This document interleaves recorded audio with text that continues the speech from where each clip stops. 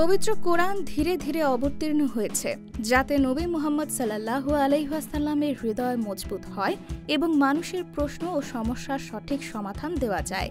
এই তথ্য পাওয়া যায় মক্কার অবতীর্ণ ২৫তম সূরা সূরা ফুরকানে, যেখানে কোরআনের উদ্দেশ্য নবীদের কাহিনী, বিশ্বাসী ও অবিশ্বাসীদের জন্য সুসংবাদ ও দুঃসংবাদ বিস্তারিতভাবে বর্ণনা করা হয়েছে।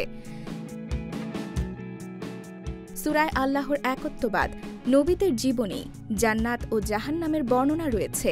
বিশেষ করে ইবাদুর রহমান বা আল্লাহর বান্দাদের ১২টি গুণাবলী বর্ণিত হয়েছে, যেমন নম্রভাবে চলাফেরা, অজ্ঞদের সঙ্গে তর্ক এড়িয়ে শান্তি প্রচার, রাতে ইবাদত করা, শিরক পরিহার, অন্যায় হত্যা থেকে বিরত থাকা, মিথ্যা সাক্ষ্য না দেওয়া এবং কোরআনের প্রতি গভীর মনোযোগ।